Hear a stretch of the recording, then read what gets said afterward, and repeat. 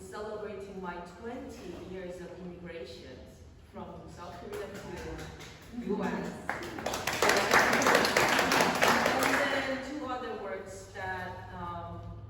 other old works, but that connected to these works.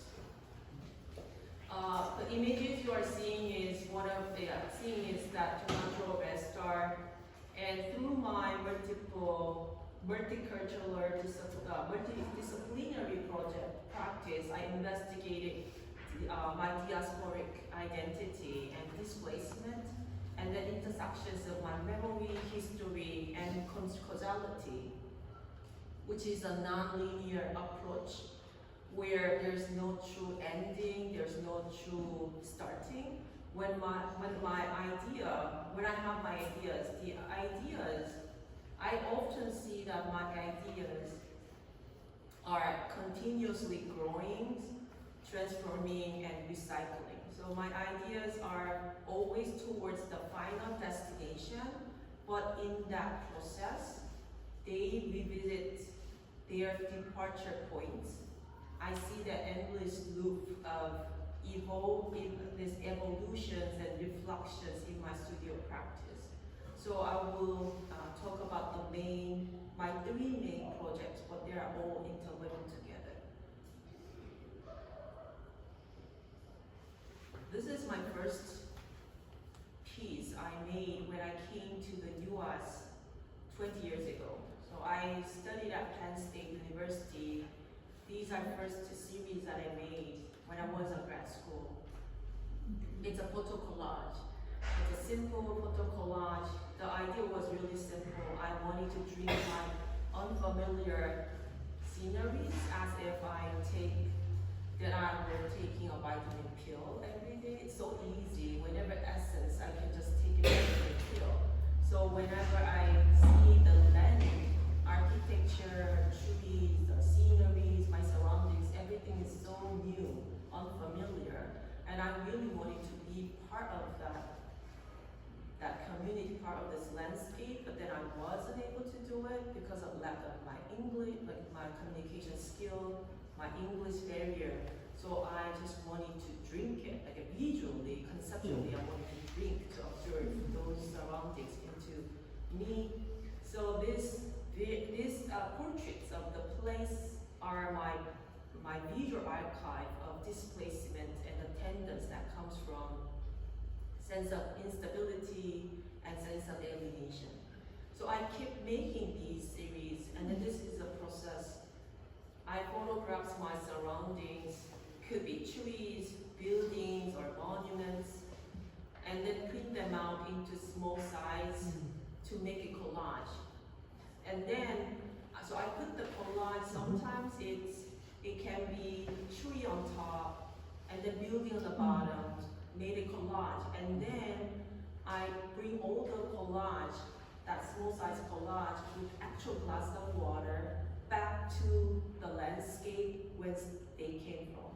And then we photograph actual cup, and the collage with the background landscape. So I rephotograph it. So the water exaggerates proportion naturally, and then distortions, it creates a distortion. So I don't need to do any Photoshop manipulation digitally. It just happens with the water. So I keep doing these whenever I visit classes. So this is the Hungary Budapest. I had a residency there, so I keep photographing. I keep recreating this. It's a photo, so I have to get out before sunrise, so I can have even lighting. Whenever sun's there, it always had a reflection of the surface of paper, so I couldn't photograph them. So always early in the morning, so there's no sun. And then it looked really clean, but actually the back is all popsicle stick and tape, all the back, and I have to photograph within like 5 minutes, otherwise it will all absorb the water and then they all fell down. So I have to make it really, really quick. The previous one, that was Budapest, Hungary, and then this is Canada. And I tried to make it a little more simpler, more surrealistic, cartooning it somehow. So I keep making. So these cup series are apolitical. Just focus on my personal displacement and visually pleasing work. So those are visually pleasing. There's no social, political issue at all. Only for just focus on myself. So I kept making it, and then it becomes automatically like a habit. I have to do it. So one day I visit my hometown in Korea. I visit, and then I just photograph, make it another cup series. And then I felt something not right, contradicting. I didn't know, at that time I didn't know what was wrong. But many, many years later passed, and I found the reasons why I felt not right. So I made all the Korean series, but then I didn't really release it to public. The feeling was not right. But then after when I visit my friend's house, my friend's community, then I realized that one day I stood on this street in Seoul, Korea, and then you see that 5-story apartment, the third one, there's a little tiny window. You can see that corner window. That's where my friend lives. So I was just waiting, my friends coming out from her apartment, and then I look at this scenes, this street, I saw my country's history at a glance. So you can see that history. The first architecture is a traditional Korean house built in Joseon Dynasty about 1800. Second one is a Japanese style house called Jeoksan Gaok. That's a remnant of Japanese colonial era, because Korea was under Japanese colonization over 35 years. So many Japanese came and lived in Korea, and then they built their own Japanese style houses. And then after World War II, many Japanese, they left, and then returned back to their home, their country, Japan. Then so this house is about around 1945, before 1945, and then after 1945, after World War II ends, there are so many empty Japanese houses. And then because the Korean people at that time, those are houses from enemy, so we have to destroy it. So there are so many beautiful Japanese style architecture, but many are destroyed because of that idea. But then later we notice it that there is a value and history, and we have to keep them. So and then the Korean government starts having a campaign. We have to keep this Japanese style architecture because it's a part of the history. So then we kept, and then there is so that's a Japanese, and then the characters you can see, very different than Korean one, because the windows, it's an asymmetric. One of the main characteristics of Japanese house in Korea, it's a window, it's an asymmetrical window.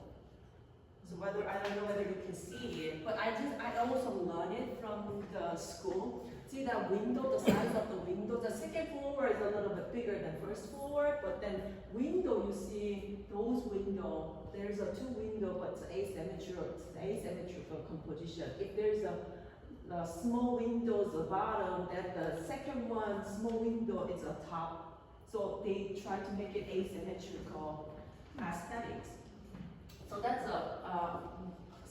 one, and then third one on the far back, it shows the modern apartment built during the military dictatorship in the 1970s. So 1970s, I was in elementary schools, and we saw a lot of these new apartments, this modern style apartments. And I grew up with these types of apartments, and it was so familiar with me. So I saw these three different periods of Korean history on this street. There are many more I discovered the landscape where complicated Korean history tangled in daily life. So the question was, is it possible for me to create a any landscape work in Korea without thinking of any colonial history or scar or mixed emotions that remain folding into my collective identity. So it means that my personal experience is in Korea is no longer. My personal experience in Korean landscape are no longer personal. It becomes political. It becomes collective. So these top series, I thought that's not right because I was able to create these cup series outside of Korean Peninsula because I didn't have any connection or history attached to the land. So I was 100% foreigner. I was able to create this series.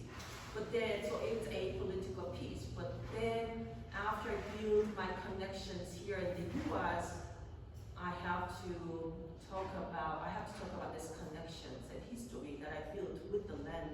So I wanted to revise this cup series with different formats. So that's how I start these series. So it's a cup, it's the same topic, which is a landscape displacement, connections between myself and the land. It's the same topic, different medium, different tools. So this is the first cutout that reflecting my land where I live in both US and Korea. Korean landscape for me, Korean landscape is where I look very much inward. But American landscape is where I look very much outward. I mine my past, my history to reveal my sense of present, celebrating the resilience, empathy, deep connection that shapes who I am in this land. So these collaborations, you can find many characters from Japanese cartoon books that I grew up with from teenagers, and Korean textbook in the 1970s and 80s. So you can find these three characters. These three, boy and girl and dog, is Korean textbook characters. Mm-hmm. I learned that here we also have textbook has this characters. Mm-hmm. Yeah. So this is a Korean Korean textbook. Kids and I grew up with these characters. It's all math textbook, social study, all topic is the same character, but they teach us different topic. And then also it includes Korean American immigrants. You can find there are three Korean Americans. One are Taekwondo master in Denver, but those Korean immigrants I met my community. So I lived all over the places. So I lived in Pennsylvania, and then I moved to Oklahoma, and then I moved to New York, Buffalo, and I moved to Denver to teach, and then I moved to Florida here. So I moved a lot, and then I had this Korean American community, and they have a Korean school, they have a Taekwondo class.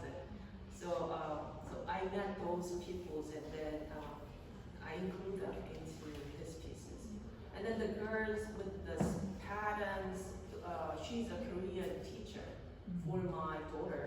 She needed to learn Korean. She thinks I am American, I don't want to learn. Because all the Korean schools are very strict school. So it's every Saturday from 9 to 2 p.m. It's another really school, have an exam and test, teaching Korean history and Korean language and culture and music, Korean music and Taekwondo at the end. So it's already have a schedule supported by Korean government. So she hated to attend. She think, oh mom, I am American. So let's try. So I include all. And then there you can find some typographies from the Stop Asian Hate movement protests that I participate during the recent pandemic. So you can find hate-free zone, or this one's, you are our neighbor. So you can find some typography as well. Another revisions, which it was on view at the Ringling Museum of Art in Sarasota. We just done, the show was just done, and then two or 3 weeks ago, we de-sold the pieces. This time, instead of I made it all the multiple layers, then I just put it all the individual cutouts outside, and then I display framed works together. And then those soundboards, it's an American soundboard. Never, I live over 20 years, but American soundboards never resonated, somehow never resonated with my emotions. So whenever urgent case, I have to use Korean word, like never.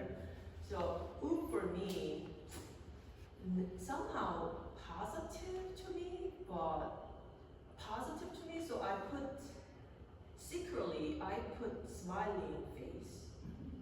You see that little eye, 2 eyes inside of the 2 O's, and then there's a smile face, but then my son, he came, Mom, this is a negative, this is like, ooh, when you, like, it's negative. No, to me, I like that, it's a cute and positive, but he just don't know. So I made another series, and then here, Lucky Pig, this is from the Buddhist paper amulet that my father sent every New Year to wish me good luck. I brought actual one. So every year my father sent these paper amulets, because my hometown we have a local Buddhist temple, and local monk, he always visit temple, ask mom to write this amulet. It's a superstition, but he always send it every year. But this one is the first, I hate it. These, he sent it all over, and then he made it notes. I can pass around, but he made a note, this one's for, all straight A's. He sent it for all straight A's. And then this one's prevent fires of your house. So these amulets, typically whenever you have this main entrance door with the sticky rice, put the sticky rice at the corner top, and then you put it on top of the entrance door. So whenever you pass through, you got the luck, or you can defeat any bad luck or demon attached to your body. You can prevent entering those bad lucks and bad spirits coming. So this one, you see this one has women, man means cheating. You can prevent husband cheating. So he sent it. After I get married, he sent us. So he sent it. So this one is the first one. I know it's a very old, it's 20 years ago when I first left airport in Korea. He gave it to me, Joo, take it. This is important, take it, because Joo, you are not smart enough. You can survive, so you need extra luck.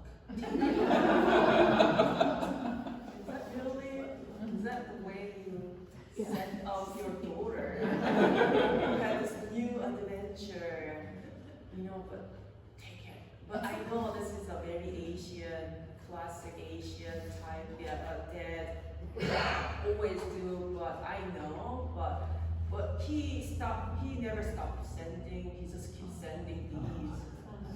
I'm gonna pass around so you can see it.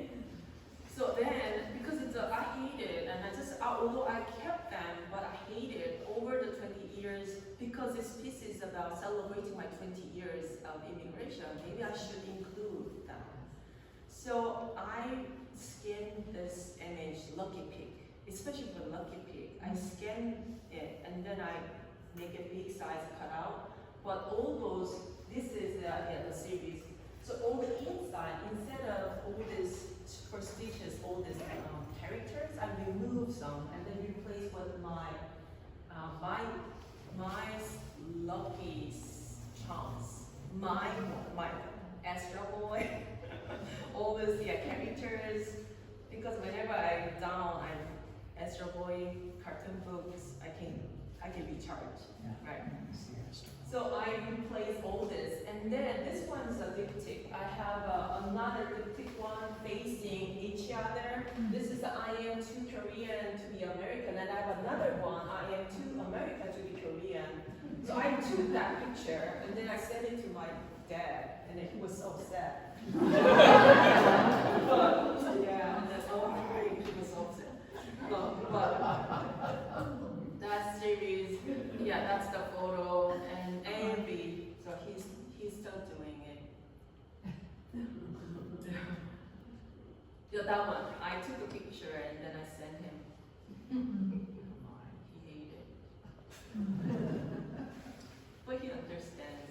Oh, you know the lucky pig in Korean tradition, pig also symbolize wealth and good luck.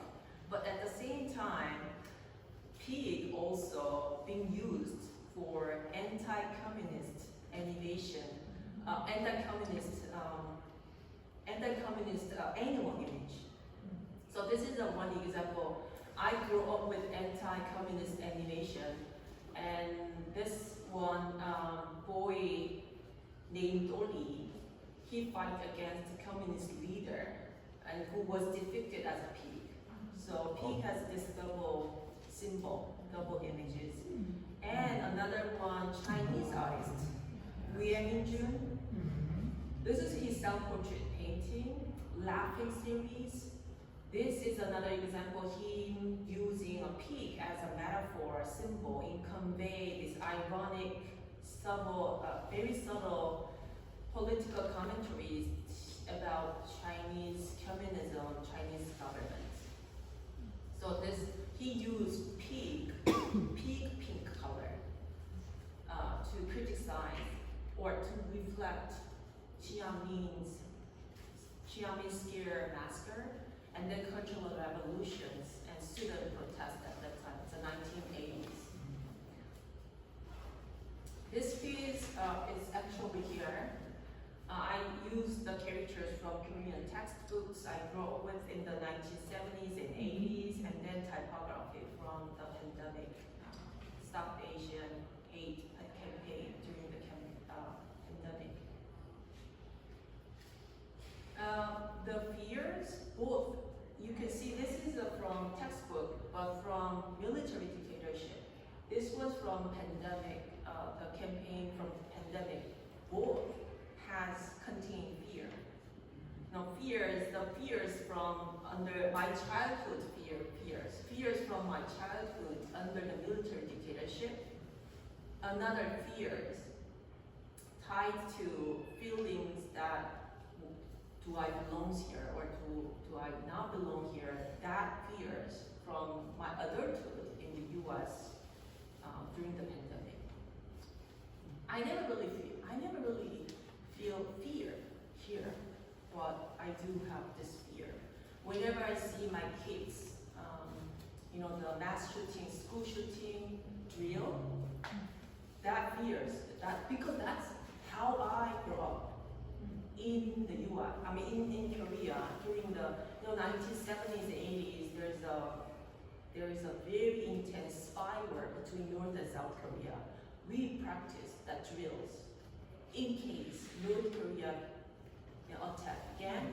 So we had 70s, that was a 70s, my 1970s drill that we had at that time. And then when I see my kids have that exact very similar drill, that fear, it comes back, or that fear that I had that time, it comes back. So I had this fears, although look cute and interesting, pleasing, but it's not. was my son's drawing because I have to include, because it's 20 years immigration life, I can't deny being a mom. You know, I came to be a great, good artist, but then at the same time, I was a mom, you know, but in art field, whenever I reveal motherhood or being a mom, that role, it looked unprofessional. So I tried to hide that. But then this series, I have to include one of my rule as a mom. So I decided to include my kids' drawing to celebrate this motherhood. So I include this present George Washington. I learned American history from my kids. So this is a George Washington, and then my cuts from my son's drawing. Dragons from my daughter's drawing. But all the part you can see all multiple layers. I know the screen is really dark, you can't really see the actual color. These are really thick, multiple layers, and then thick, it's not just flat surface. I try to make a different shade of red. And then I also brought some samples so you can see some are very thick paints, so it has a texture. I use all these, I cut first, just clean piece of paper, I draw it, cut it, and then apply paint on top, acrylic paint on top of it. So it's a very thick, some of are very thick matte, some are dark red, some are flawless red. So you can see very different red colors. It's not really delicate, so you don't need to be careful, it will be okay. But you can see some of my favorite drink, banana flavor milk, that we always, you know, the Korea, Japan, we have a public bathroom, we always go every Sunday. After we're done with all this, bath, it took up more than an hour because my mom tried to all scrubs, all entire body for three kids, my brother, me, and my younger sister. She had to scrub all the bodies, and it's a hard work. So after that, we are all exhausted. Not only mom, we were exhausted as well because of all the scrubs. And then she always bought this flavor milk, so we always had this milk. And then, mayonnaise, Japanese mayonnaise, my favorite one. I grow with this mayo. And then some of and then this one, the Buddha statues. And then this one's the most recent one because I naturalized, last year I naturalized and voted first, so it was a first, I got the sticker.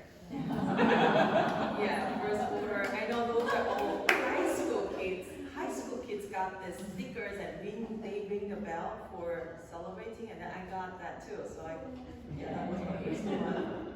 So I'm gonna pass it on so you guys can see it. So you can see different textures.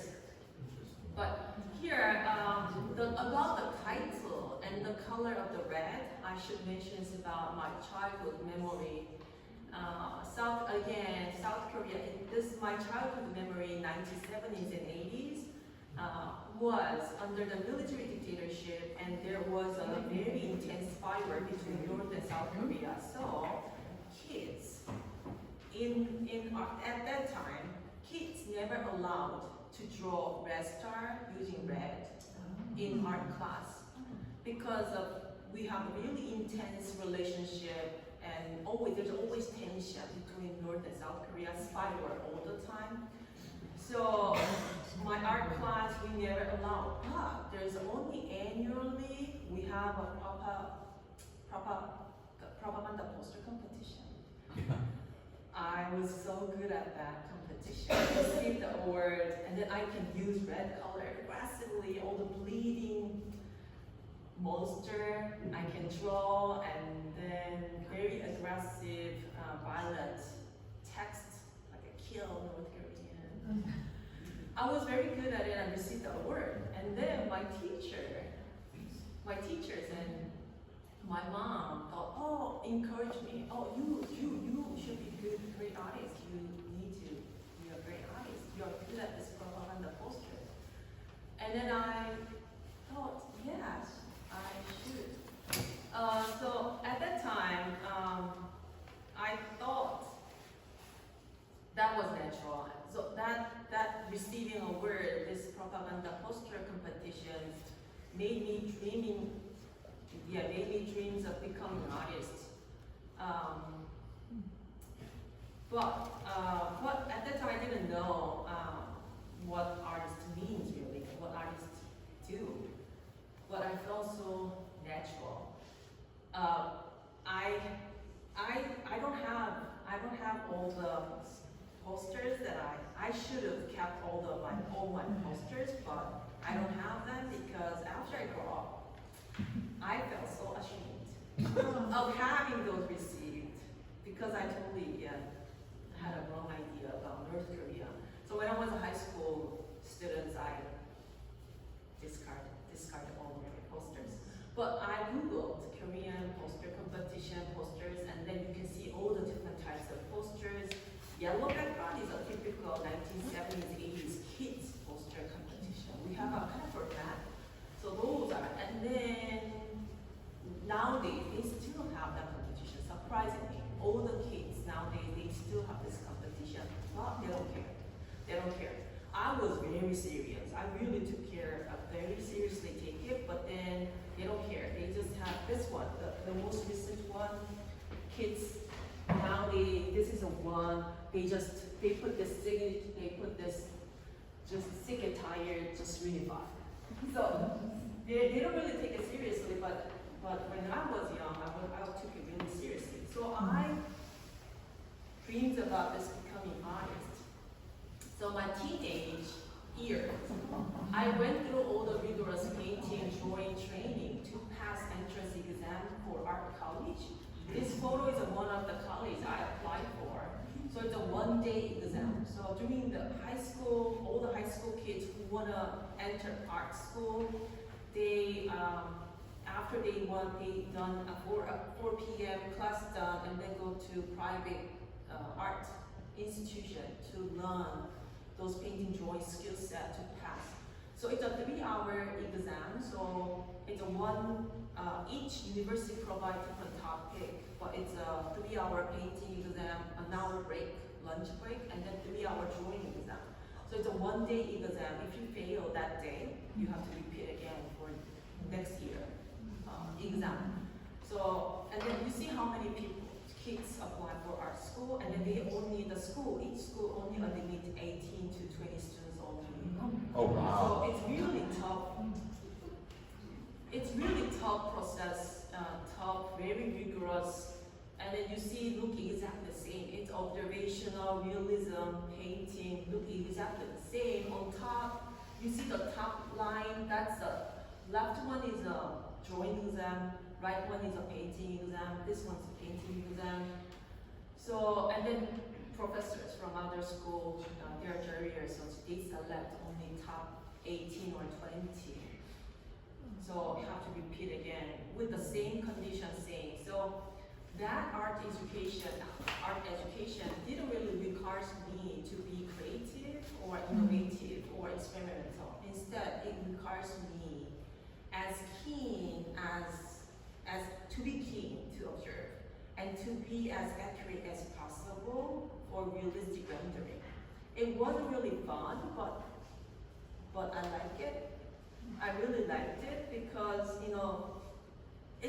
you feel whenever we do this 3 years training, it feels like almost like a General Squid game. But I really I learned the value of hard work.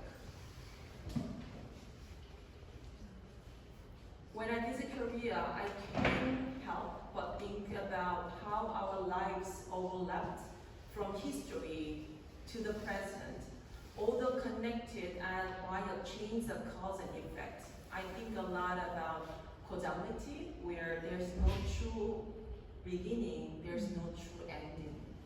I'm reflecting on how the Korean War still influenced our lives today, especially my family story. I feel like this repeating cycles of reactions, I see that it also, that cycles of repeating causality in my studio practice as well. That's why, as I mentioned, that all the project, it's all different tools, different expression, but it's all connected somehow. So, top right image, it shows the homeland evacuation. Top right, that black image, that ship, that's a US Navy landing ship. That homeland evacuations during the Korean War, we call the Christmas miracle because US Navy landing ship, they gave up their facilities, military supplies, to rescue as many as Korean people possible before they leave. But all the people they rescued is North Koreans, not South Koreans. But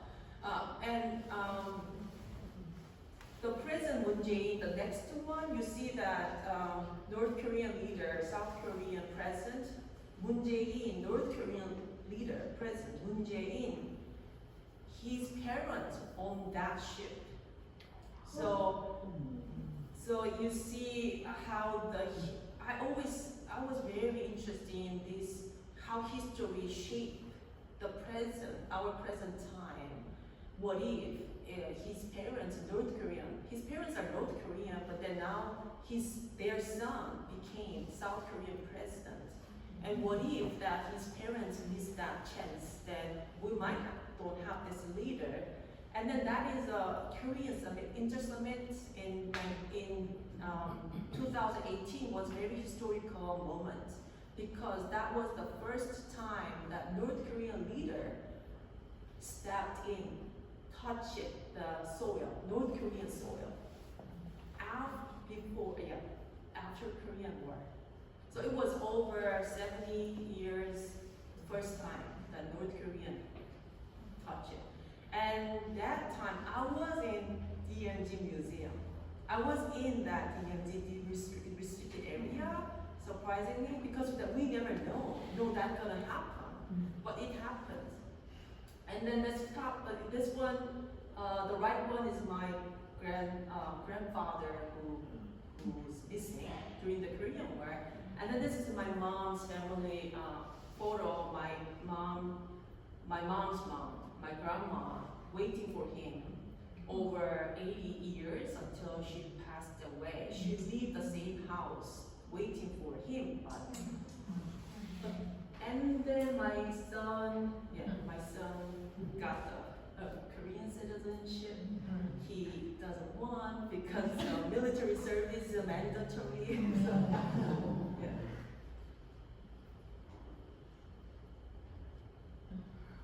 I like to map traversing. I like to map traversing times and places that are not neighbors and they are not linear way. And this is an installation view I talked before that mimic museums. And then white cloche sculpture is by Japanese American artist Akiko Kotani, who she's here. But she will offer her artist talk next month. So I just wanted to, I love, because that white, very minimalistic whites, I love her aesthetics. And that's also my, I also, whenever I think I make my work, also think about the simplest way to express my ideas, my visual language. I do ink drawings as well. So ink drawings, I try to make it dynamic lines, mark making, and then some of the practice I cut out and then include into my series. Last project that I wanted to introduce is Joo Woo portrait series. So those are collections of Korean immigrant portraits. Paper look empty, just piece of paper from the far away, but when you get closer, you can see that embossed immigrant. I made this over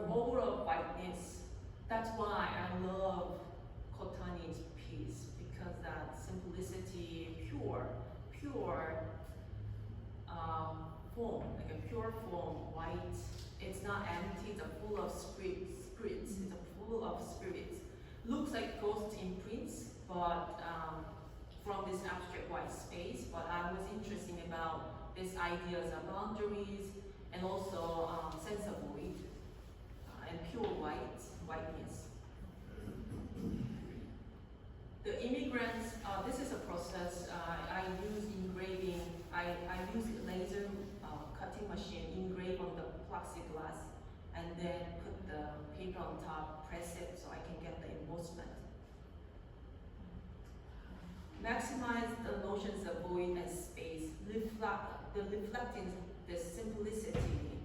And those are also back from this Korean history, that stability, that simplicity, sense of void, maximize sense of void, it's from Confucianism, Joseon Dynasty.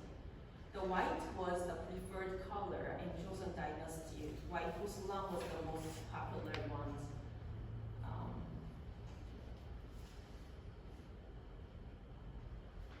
Those are one of the articles. It's about the white in porcelain. If you are interested, you can. I highly recommend it. You can search the articles. Metropolitan Museum of Art. You can search articles. Woo Young-lee. That's the name, and you can read all the histories and her research about white. What does white means in porcelain?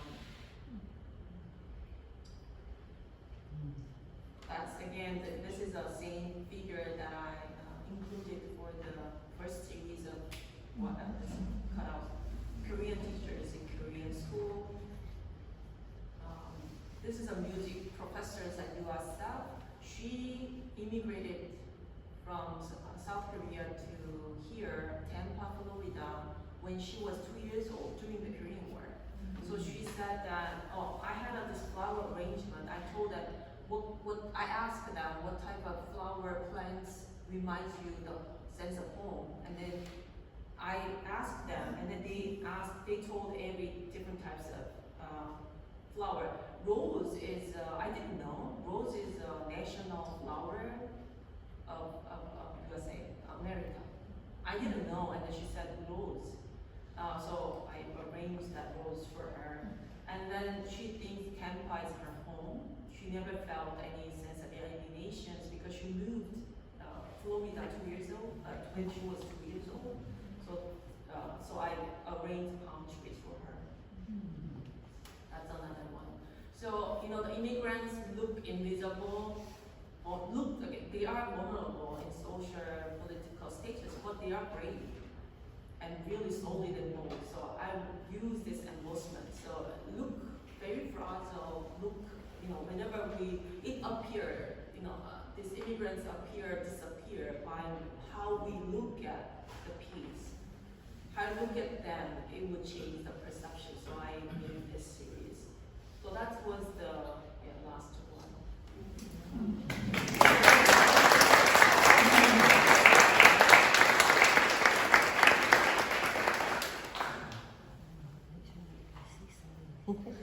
So how those last images you were showing, how are you making that? You're doing a milling machine on plexiglass? Oh yeah, the plexiglass. The plexiglass. I took a picture and then make it black and white, and then laser machine. I use the laser machine, and then I engrave. I carved out. You're engraving on plexiglass? On the plexiglass. So black cut means no cut, deepest cut. Okay. And then all the different shade of gray will indicate different depth of the cut, and then white it means no cut.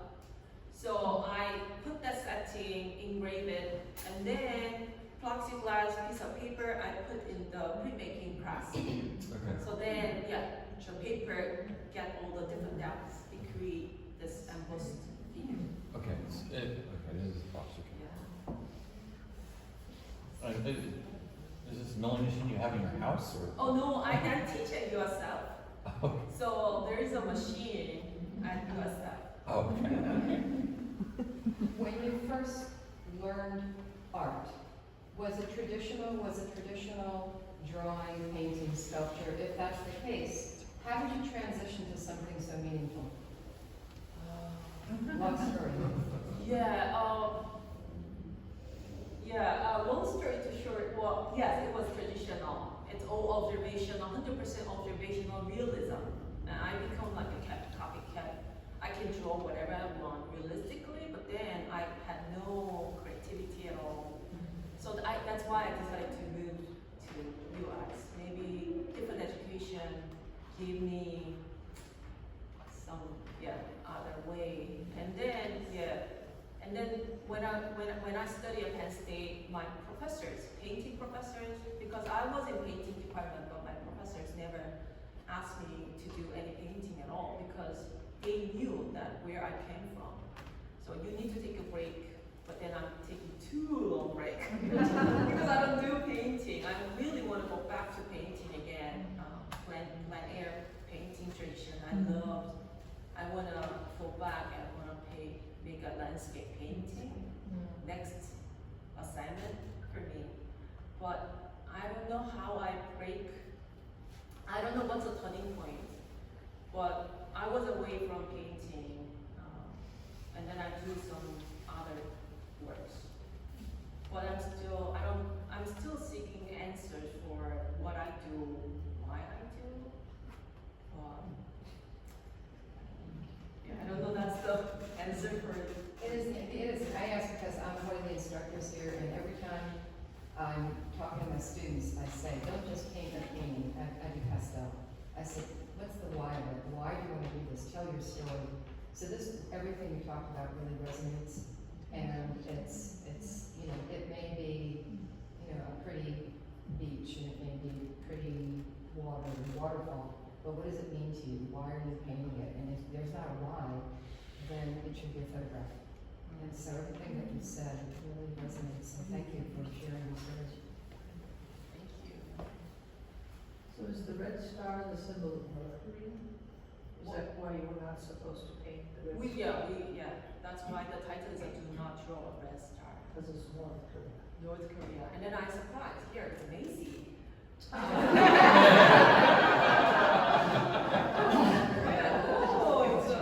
free from Red Star. You mentioned an exhibit in Sarasota. Is that still happening? Or? No, we just done all this. Show is over now. It was just. These pieces, were these done with the laser cut or with the hand cutting? Oh, some are hand cutting, some are laser. Because get a benefit. But this idea started from Korea because I had a sabbatical year, 1 year off. I was on sabbatical leave for 1 year. I brought my kids to Korea, live there for 1 year. But as you know, the apartment is crazy in Korea, so I was able to rent. We have I have 2 kids, my husband and me, 4 members, but we live 720 square feet apartment. It's really tiny, only 2 rooms. So my son living room is like, oh, I have a big room. It's a living room, it's a tiny. Living room is even really tiny room. And then I only have a kitchen table, so I start, because I wasn't able to make it any big series, only the cutouts I did. And then they can expand, it's easily can expand, and artists, we are smart enough, we can always work around our limitation, obstacle. We never receive the obstacle as obstacle, it's opportunity. Yeah, this is opportunity, I can work around them. So that's why I start all these small cutouts, and then some of the old series, some of the cuts are by hand. These are by hand, and then after I moved back to teaching at USF, we have a machine. So What did you miss in hand cut? Exactly? Just exactly. Exactly. Yeah, exactly. How many exact amounts did you go through? Just 10 cuts. I have to change it. So I have to make it really sharp cut, otherwise it's just too stressful. So I got this book here.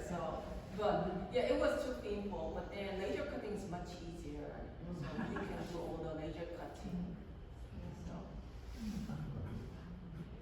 Have you seen the series on Apple, I think, that you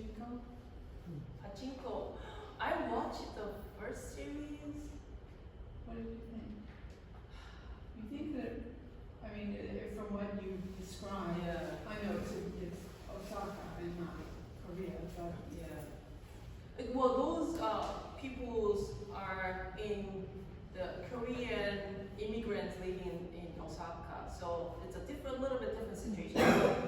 Squid Game, all this Korean movie, I don't really watch. Parasite, Squid Games, or Pachinko, it's too realistic. It's too realistic for me. So whenever I see that, all this, I don't really have that trauma, but I know I watch my parents, grandparents, how did they live with the trauma. So just watching them living with the trauma was so painful for me. So when those, I just can't digest those, so I try not to watch Korean. I know those are, they are really, I understand. My husband can't watch it. yeah, so, yeah. It's traumatic for an American to watch it. I watch them all. Yeah. And I can imagine being Yeah. Korean from that area, how that must. It's interesting you said that. I wouldn't have thought that, but interesting. I think each generation has a different reactions, and because my generation will be the last generations who really care or can this simple, we have this empathy, we see this, but maybe my kid generations, maybe they don't deal with that pain anymore because they see, Korea is still divided into two countries, but they see more like divisions or this Korean war as more like a surrealistic.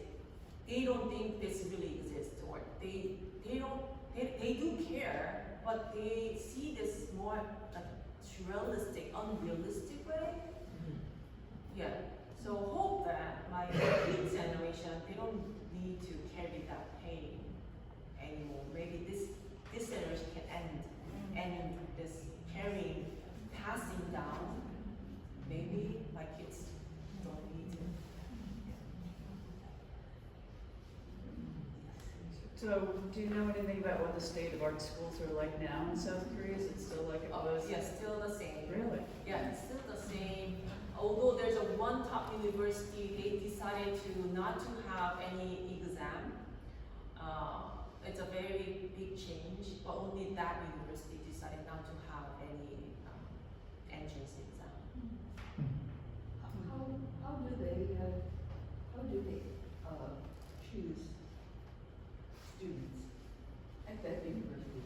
Only GPA, SAT score, only those two. They don't look at They don't look at the skill set. They don't look at, as long as the kids are interested in pursuing art, they accept. But it's based on their achievements, all those achievements from the school. So, but it's still hard work because very competitive. Korean education is really competitive. They believe that any training they went through, they think these kids are diligent, hard worker. They know the value of hard work, so they accept. And then they're free to express any. Sometimes having a skill set give obstacle for kids. They can go further because they know the skill set. They want to celebrate it rather than creating more experimental. But my students at USF, they want to learn skill, not this experiment.